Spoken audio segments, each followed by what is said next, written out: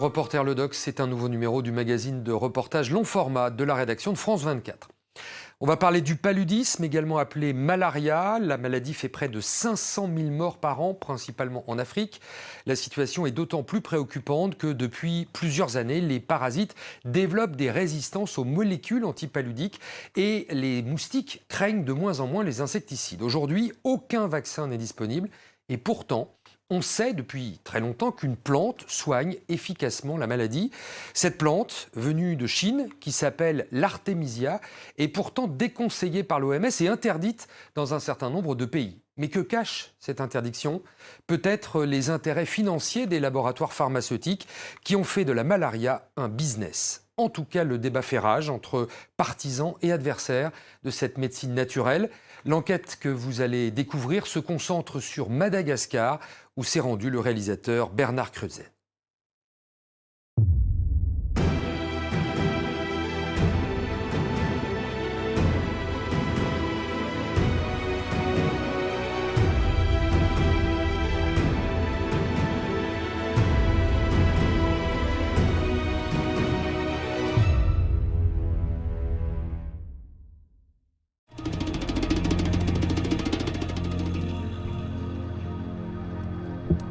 Ceci est un champ d'Artémisia annua. C'est aussi un champ de bataille où se déroule l'un des ultimes combats contre la malaria. La maladie fait chaque année 500 000 victimes, en majorité des enfants. Nous sommes à Madagascar. Ces paysans récoltent l'Artémisia annua, une armoise originaire de Chine. Certains voient dans l'Artémisia une plante dangereuse. Elle est d'ailleurs interdite en France et en Belgique. Pourtant, elle n'est pas toxique et ce n'est pas une drogue. L'artémisia n'est dangereuse que pour ceux qui font de la malaria un business.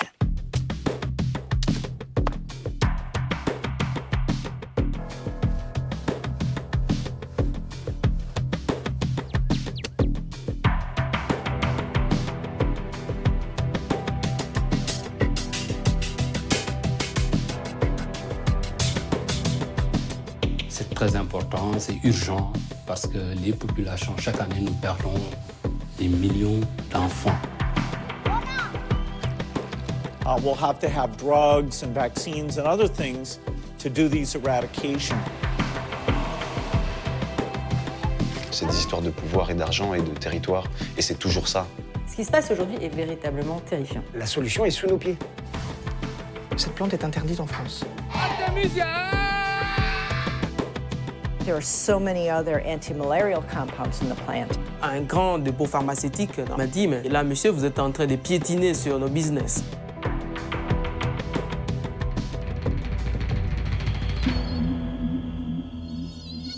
Pour comprendre les enjeux de cette histoire, une piqûre de rappel s'impose. La malaria, qu'on appelle aussi paludisme, est une maladie causée par un parasite transmis par un moustique, l'anophèle. Il y a plusieurs formes de malaria. Celle qui nous intéresse est la plus sévère, causée par un parasite appelé Plasmodium falciparum.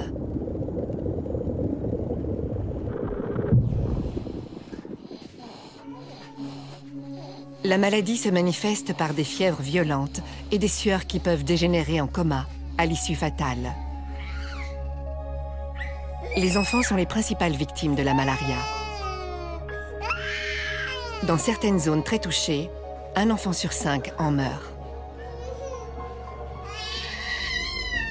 Depuis la nuit des temps, l'homme fait la guerre à la malaria sur 2 fronts, la lutte contre le parasite et la lutte contre le moustique.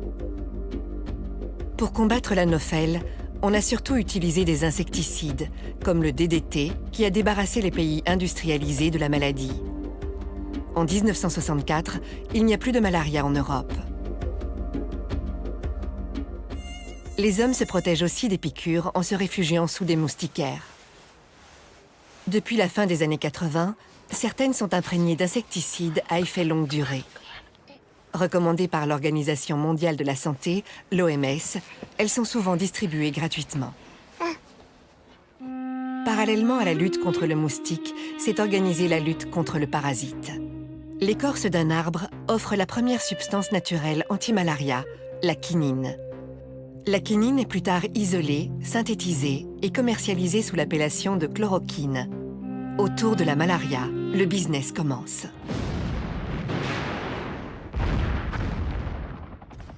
C'est la guerre du Vietnam qui va révéler l'existence d'un traitement alternatif. Les soldats américains prennent de la chloroquine pour se protéger de la malaria. En face, les troupes communistes n'ont pas de traitement et les combattants sont décimés par la maladie.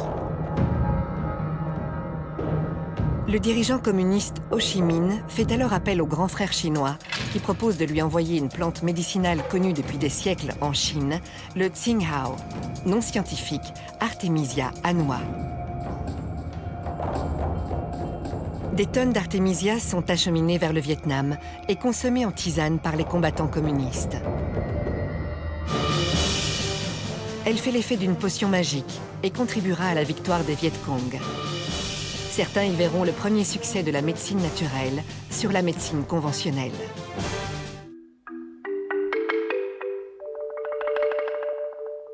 Les Chinois lancent le projet 523, une vaste recherche qui vise à isoler les principes actifs des plantes médicinales, dont l'artémisia. Étrangement, les Occidentaux ne vont pas s'intéresser à cette plante. L'Organisation mondiale de la santé continue à recommander la chloroquine et autres dérivés. L'OMS estime que la chloroquine a fait reculer la maladie partout dans le monde. Mais son administration massive a aussi généré des résistances.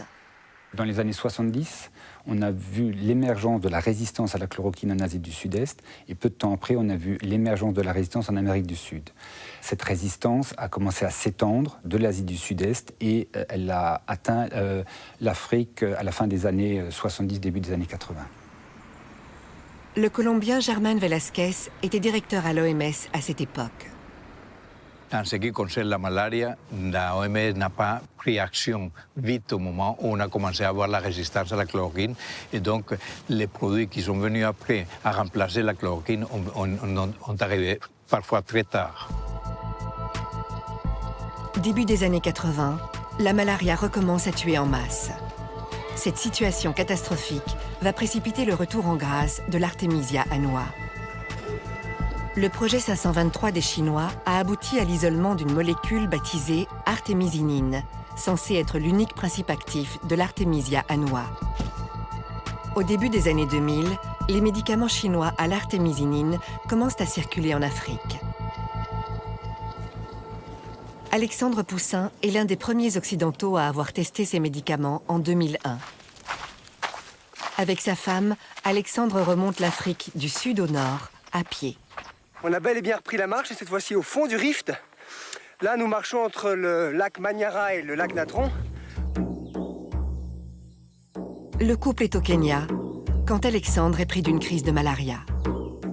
Quand on a eu notre première crise, j'ai voulu tester sur moi-même ce médicament chinois. Bon, c'était un peu culotté, mais c'est vraiment vrai. Je l'ai fait et en 24 heures, j'allais mieux. En 48 heures, j'étais guéri. J'avais plus de symptômes. Je n'étais pas guéri. Ça, je l'ai su plus tard, mais ça a fonctionné. Ce qu'Alexandre ignore alors, c'est que le médicament chinois à l'artémisinine est très efficace pour détruire en quelques heures la majorité des parasites de la malaria. Mais certains échappent au traitement. Il faut de toute urgence le combiner avec une autre molécule qui va éliminer les derniers parasites.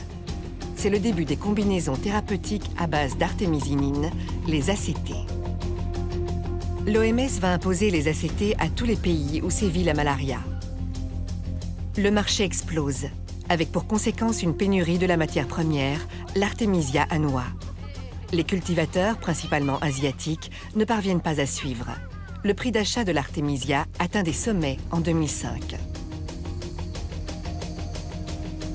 C'est le moment que choisit une entreprise franco-malgache pour se lancer dans la production d'Artemisia annua à grande échelle. Le business model de l'entreprise est simple. Elle prodigue des conseils aux paysans locaux pour qu'ils commencent à cultiver la plante, en leur promettant de racheter leur production à un prix fixé d'avance.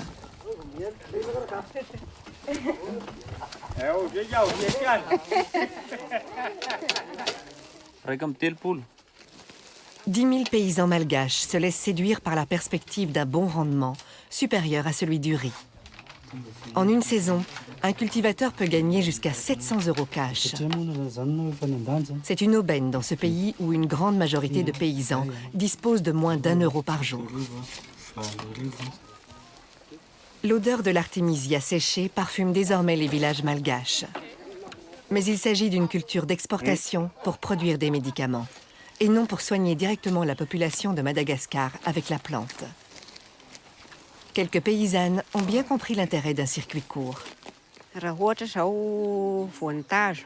Si on a la malaria, dès qu'on a de la fièvre, on ajoute une petite pincée d'artémisia et on le boit, et la fièvre disparaît. En 2001, Alexandre Poussin accomplit toujours son Africa Trek. On se souvient qu'il avait été soigné par un médicament chinois à l'artémisinine. Soigné, mais pas guéri. Il fait une nouvelle crise de malaria en Éthiopie. J'ai eu le falciparum, le neuropalu, et là on n'avait pas le traitement chinois. J'avais des signes aigus d'un paludisme qui aurait pu m'emporter. Ça faisait 3 jours que je l'avais, on est arrivé un peu en perdition dans ce dispensaire, et on m'a administré de la tisane d'artémisia. La même plante, mais pas sous forme de gélules ou de comprimés faits par un laboratoire, la plante en tisane. Et j'ai bu 3 litres de cette tisane en une journée. Et le soir même, j'allais beaucoup mieux, je me levais. Et le lendemain soir, j'avais plus de symptômes. Je n'étais plus malade. Et à ce jour, 15 ans après, j'ai toujours pas eu de rechute. J'ai le palu, mais il n'est jamais revenu. Et je ne me suis jamais soigné donc avec une thérapie occidentale. Relaté dans son livre vendu à plus de 400 000 exemplaires, cet épisode va intéresser des médecins, des herboristes, des humanitaires. Mais ils vont se heurter au dogme. L'artémisia annua est une jolie plante, une astéracée, qui est très efficace mais interdite en France. Efficace mais interdite. Interdite par le gouvernement, par le Codex Alimentarius, par l'OMS, par plein de gens qui travaillent en poule avec les laboratoires pharmaceutiques et avec l'ordre mondial aujourd'hui. Nous avons ensuite tenté notre chance dans une herboristerie spécialisée. Sur les étagères, à côté de l'artichaut, pas d'artémisia. Il arrive très souvent que des gens viennent nous demander cette plante, effectivement, quand ces personnes vont voyager, que ce soit en Afrique ou en Asie. Et vous leur répondez? Et je leur réponds que malheureusement, la réglementation française ne nous autorise pas à disposer de cette plante. En Belgique, un arrêté royal de 1997 répertorie les plantes dangereuses qu'il est interdit de vendre ou consommer. Parmi elles, l'artémisia annua, pourtant nullement nocive. Curieusement, elle est autorisée au Luxembourg voisin, où vit le professeur Pierre Ludgen. Il a travaillé longtemps pour des multinationales de la chimie. À l'âge de la retraite, il a rejoint une ONG active dans la lutte contre le paludisme.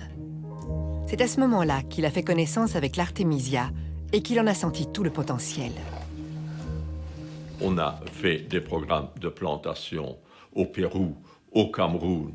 On a lancé des bourses avec des Sénégalais et des Péruviens, tout ça financé par notre ministère de la Coopération et par le Fonds national de la Recherche. Très bien, jusqu'au jour où on a eu un choc. Voilà que, on le sait maintenant, les délégués de l'OMS, de Big Pharma et de l'Institut des maladies tropicales d'Anvers ont rendu visite à notre ministère de la Coopération pour lui dire qu'il finançait des activités qui n'étaient pas de son ressort, que les maladies, c'était du ressort des sociétés pharmaceutiques et de Big Pharma. Et il s'est incliné et nous, du jour au lendemain, on nous a coupé tous les fonds. Un brin candide, Pierre Ludgen pense pouvoir convaincre l'OMS de changer d'avis. En 2012, il obtient un rendez-vous au siège de l'organisation à Genève. L'accueil est courtois, sans plus. Un mois plus tard, l'OMS publie sur son site une sévère mise en garde. l'OMS ne recommande pas l'utilisation des extraits d'Artemisia annua sous n'importe quelle forme, y compris la tisane, pour le traitement ou la prévention de la malaria.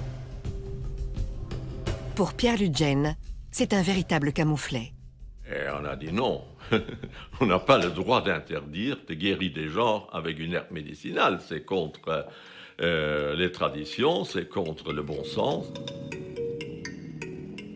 On a relancé les activités avec des plantations et ça a très bien démarré.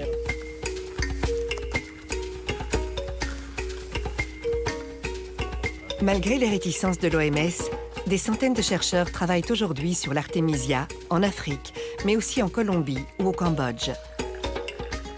Le soleil du Sénégal lui réussit particulièrement bien.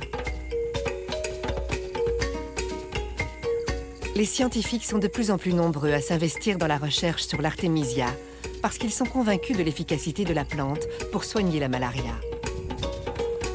Tous se demandent ce qui justifie la méfiance de l'establishment médical à l'égard de l'artémisia annua. L'argument le plus souvent invoqué est le sacro-saint principe de précaution. Tant qu'on ne connaît pas toutes les propriétés de la plante, il faut s'abstenir de l'utiliser. Mais ce principe de précaution est-il aussi strictement appliqué aux produits des firmes pharmaceutiques? Le Lariam est un médicament antipaludique qui continue d'être prescrit, alors que ses effets secondaires peuvent être dévastateurs, particulièrement chez les personnes sensibles. Autre question dans l'actu du moment, comment va Stromae? Le chanteur est KO physiquement, il vient d'annuler toute une série de concerts jusqu'au 2 août exactement, un silence assourdissant. J'ai subi des effets secondaires du Lariam. Ça m'est arrivé en 2015, en juin 2015. C'était dans le cadre de ma tournée en Afrique. J'étais stressé, j'étais épuisé. Tout prédisposé à péter un plomb, ça c'était sûr, mais l'accélérateur c'était le Lariam, quoi. Pendant le concert, je ne m'en rendais pas compte parce que j'étais persuadé de la folie dans laquelle j'étais. Évidemment, on n'a pas le recul. C'est de la paranoïa, c'est plein de trucs. Et puis mon frère a eu le déclic et là, il s'est rendu compte qu'il y avait un truc qui allait pas. Et je pense que s'il n'avait pas été là, je me serais sans doute suicidé cette nuit-là, ça c'était sûr. Je pèse bien mes mots quand je dis ça. Et s'il n'avait pas été là, je ne pense pas que je pourrais vous parler aujourd'hui. La star belge n'est pas la seule à avoir souffert du Lariam, dont le nom générique est mefloquine. De très nombreux vétérans de la guerre d'Irak qui prenaient ce traitement ont connu des troubles psychologiques graves, allant jusqu'à commettre des meurtres gratuits. Plusieurs associations veulent interdire la molécule. Malgré des effets secondaires redoutables et des procès dans plusieurs pays, la mefloquine figure encore sur la liste des médicaments essentiels recommandés par l'OMS. Dans le même temps, l'organisation refuse de reconnaître les vertus thérapeutiques de l'artémisia annua, pourtant inoffensive. 2 poids, 2 mesures. Cette inertie des institutions et ce désintérêt de l'industrie pharmaceutique pour une maladie de pauvres va amener plusieurs âmes charitables à prendre les choses en main. À Paris, nous avons rencontré le docteur Lucille Cornet-Vernet, une orthodontiste très impliquée dans la promotion de l'artémisia et amie d'Alexandre Poussin.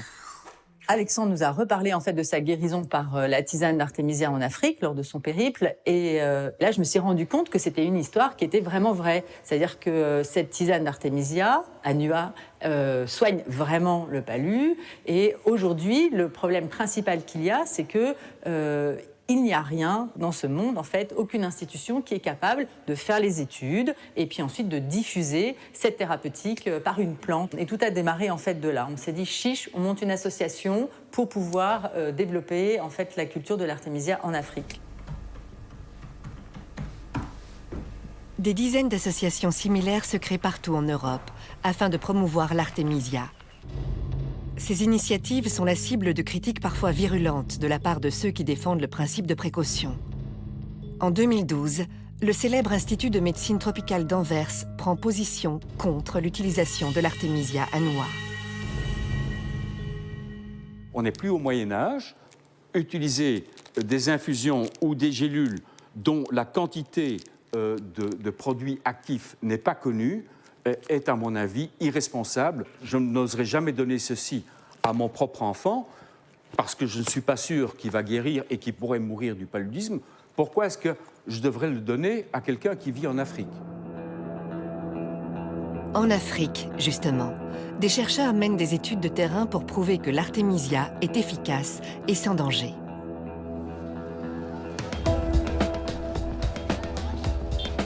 Nous sommes à Kindu, sur le fleuve Congo, dans la province du Maniema. Le docteur Jérôme Munyangi est un jeune chercheur congolais qui prend des risques.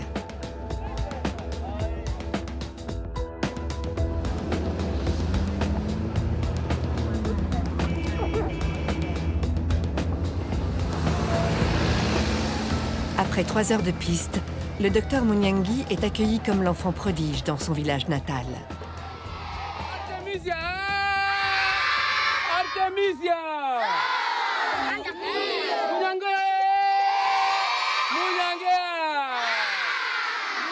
Les écoliers font la fête à l'homme qui les débarrassera peut-être de la malaria.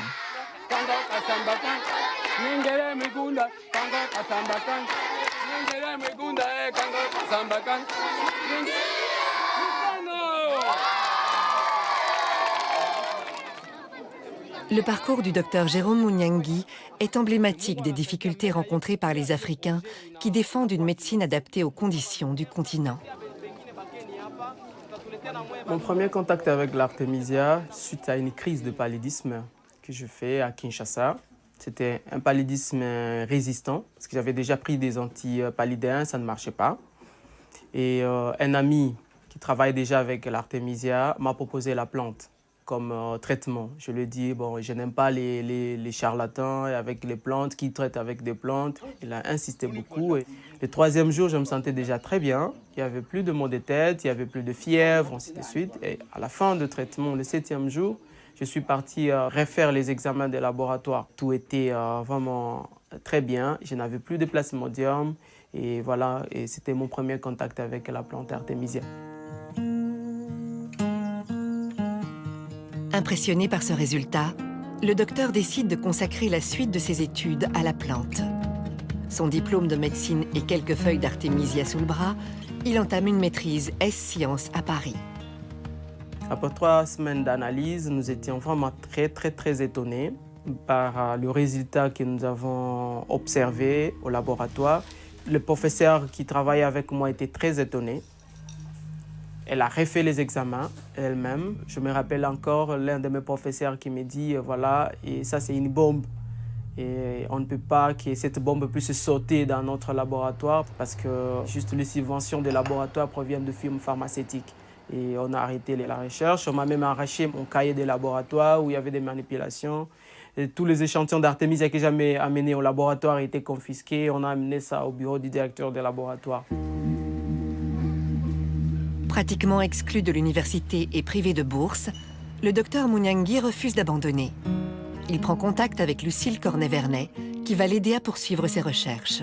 Nous avons décidé ensemble en fait, de monter une grande étude aux normes de l'OMS. Donc c'est un peu compliqué, c'est randomisé en double aveugle, etc. sur un échantillon significatif de personnes. Donc là, on a fait sur 1000 patients. Et donc j'ai à ce moment-là commencé à chercher les fonds. Donc ces études ont été financées en fait par des amis, par des fondations, par des entreprises, simplement parce qu'ils croient vraiment qu'une plante peut être la solution pour ce fléau apocalyptique qu'est le palu en Afrique.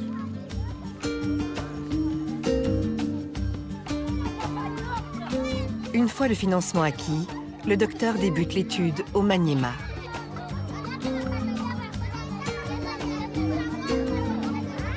1000 patients porteurs du falciparum sont identifiés. 500 prendront de la tisane d'artémisia et un médicament placebo. 500 autres, un médicament ACT et une tisane placebo.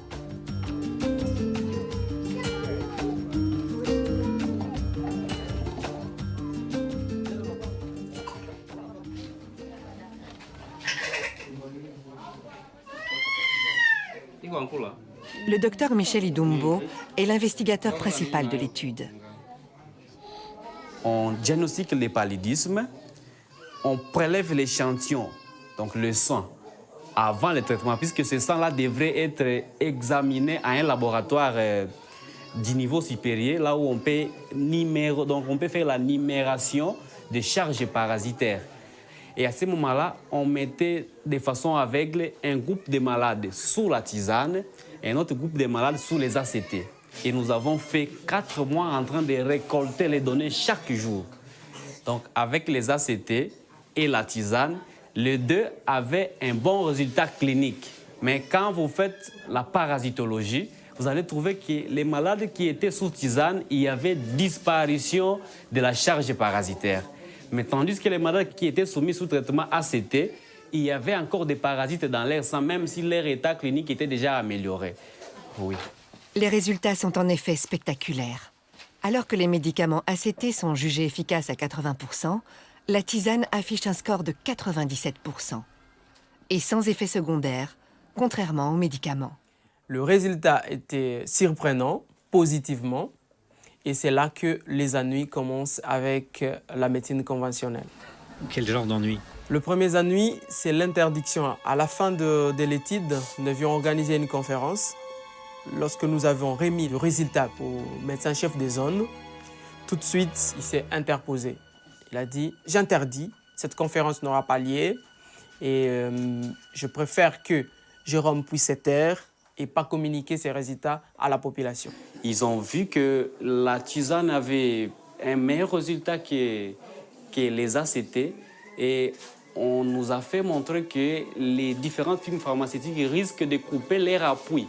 Et on a trouvé qu'il y avait orgueil, on m'a démis de mes fonctions.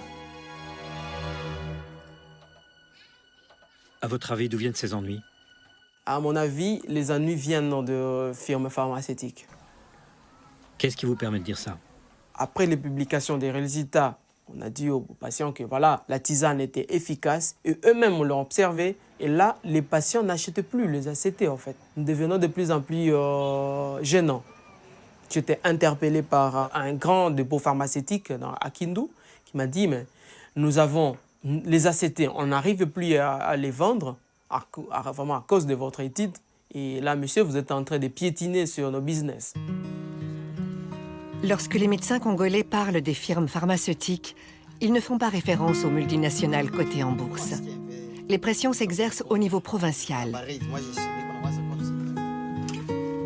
Ce n'est pas Big Pharma qui est à la manœuvre, mais les dépôts pharmaceutiques locaux.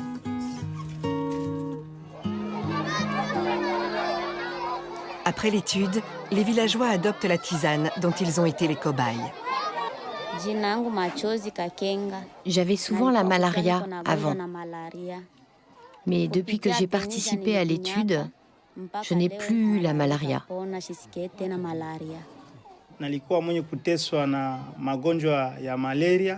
Moi, j'ai toujours eu la malaria. Mais en prenant la tisane d'Artemisia, je me suis senti beaucoup mieux.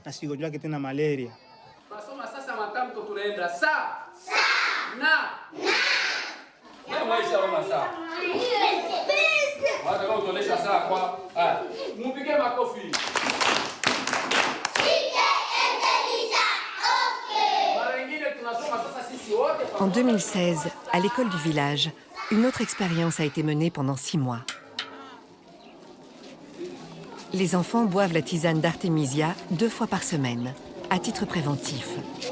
Aucun écolier n'a attrapé la malaria durant cette période. Pour qu'elle soit validée, il faudrait étendre la recherche à des milliers d'écoliers. En attendant, l'instituteur est absolument enthousiaste. La situation de prendre l'Artemisia est pour nous une situation très favorable et rentable pour notre vie et pour la vie de nos élèves. Nous avons remarqué que la prise de l'Artemisia a diminué l'absentéisme, même les absences étaient terminées. Le docteur Munyangi a profité de l'étude pour en mener une autre. Les patients sous tisane étaient en fait répartis en 2 sous-groupes. 250 prenaient de l'Artemisia annua et les autres de l'Artemisia afra, l'espèce africaine. Celle-ci ne contient pas d'artémisinine, qui est censée être le principe actif anti-malaria. Les résultats s'avèrent parfaitement identiques dans les 2 sous-groupes. Ce qui prouve que l'artémisinine, dont les labos ont fait un médicament, n'est pas l'unique substance à effet thérapeutique. Un sacré pavé dans la mare. L'étude du Dr Munyangi est achevée depuis 2015. Pour avoir un impact sur la communauté scientifique, il faut qu'elle soit publiée dans un journal médical de référence. Or, les responsables éditoriaux sont méfiants à l'égard des remèdes à base de plantes.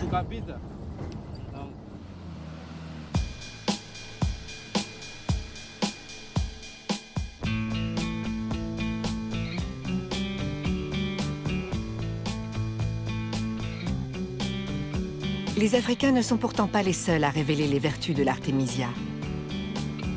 Au Worcester Polyclinic Institute, à 1 heure de Boston, nous avons rencontré le professeur Pamela Weathers, qui s'intéresse à l'artémisia annua depuis 25 ans. Au départ, elle n'étudiait que l'artémisinine. Nous avons toujours été intéressés par l'artémisinine et nous étudions encore sa biosynthèse. Mais aujourd'hui, nous savons que l'ensemble de la plante favorise la pénétration de l'artémisinine dans le corps. Et nous avons vu aussi qu'elle contient beaucoup d'autres composants anti-malaria. Et donc, nous adoptons maintenant une approche beaucoup plus holistique. Cette plante est passionnante parce qu'elle contient plus d'un médicament, plus que 2 ou même 3. En fait, elle en contient probablement une dizaine. Nous avons réussi à prouver sur des rongeurs que la plante pouvait combattre la malaria qui résistait à l'artémisinine seule.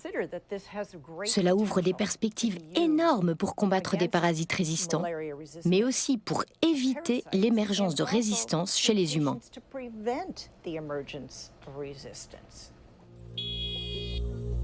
La question de la résistance divise les deux camps qui s'affrontent aujourd'hui. Pour ou contre l'artémisia. Les sceptiques pensent que l'utilisation de la tisane à grande échelle pourrait générer des résistances, préjudiciables à l'efficacité des médicaments ACT. Pour les pro-artémisia, cet argument ne tient pas. Cela fait 2000 ans que la tisane est utilisée en Chine sans qu'aucune résistance ne soit apparue. Ce que la science ne parvient pas encore à démontrer, l'histoire l'a déjà mis en évidence.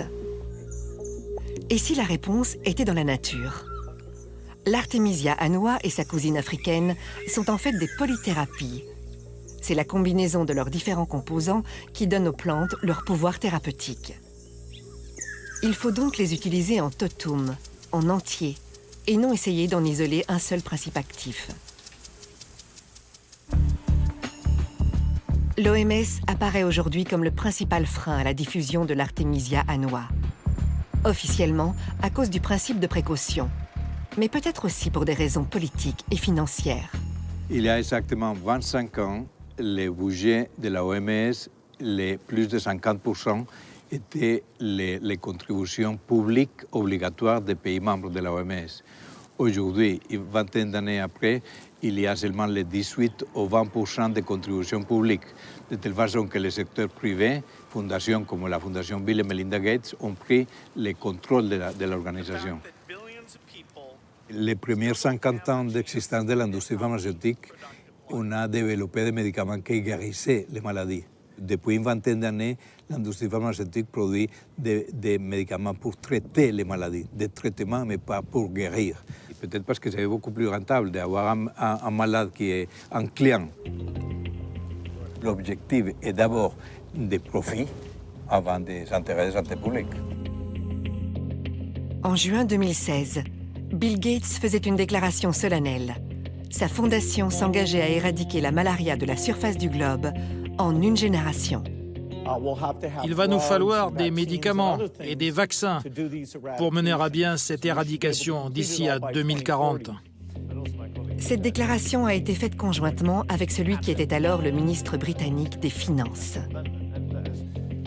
On aurait imaginé que le ministre de la Santé soit plutôt concerné par une maladie, mais c'est bien de finances qu'il s'agit. Car pour éradiquer la malaria, la Fondation Gates promet d'investir 4 milliards d'euros.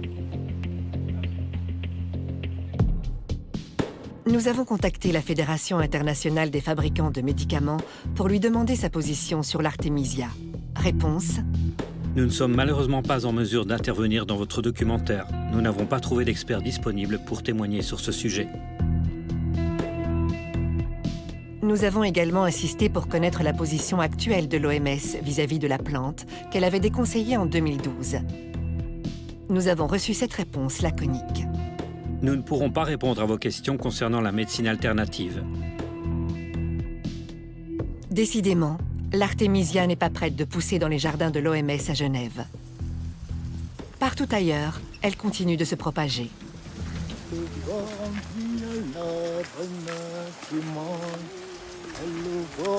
Dans une quarantaine de pays, on produit désormais des extraits de plantes à des fins thérapeutiques.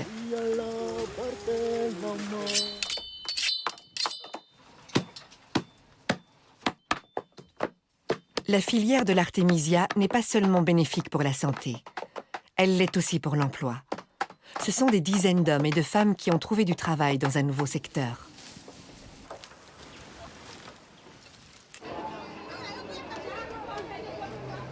Ce qui fait le succès de l'artémisia, c'est aussi son prix.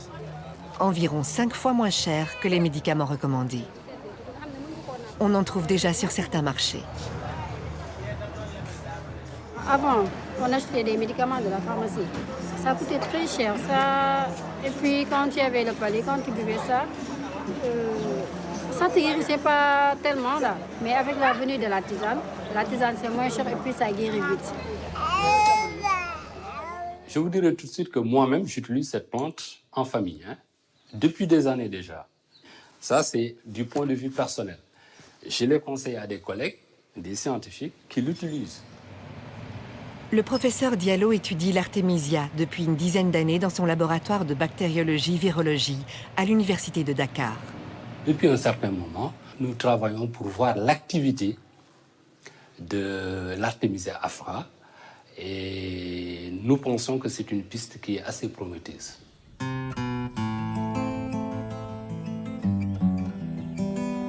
Dans les plantations du Sénégal et ailleurs, la recherche se concentre désormais sur l'artémisia afra, l'espèce africaine qui ne contient pas d'artémisinine. Elle ne peut donc pas induire de résistance aux médicaments ACT.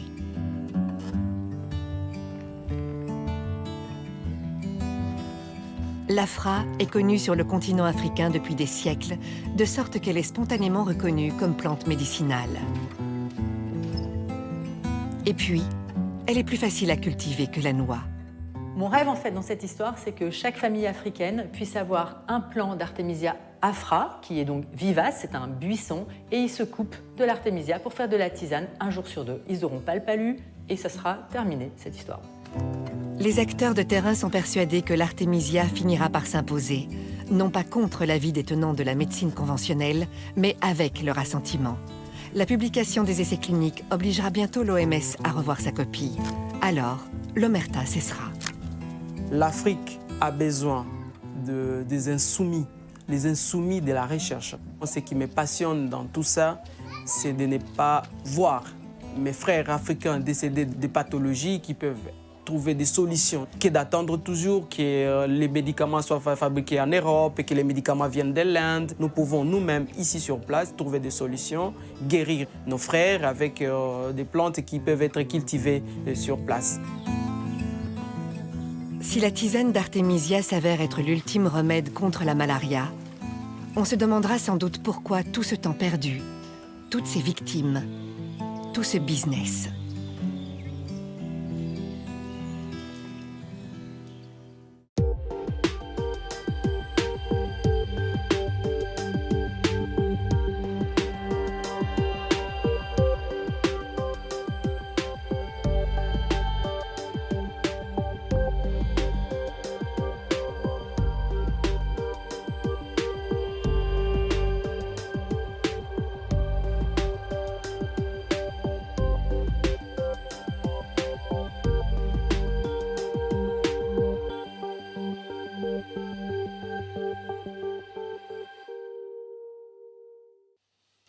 Reporter Le Doc, c'est fini pour aujourd'hui. On se retrouve la semaine prochaine pour un nouveau numéro de Reporter sur France 24.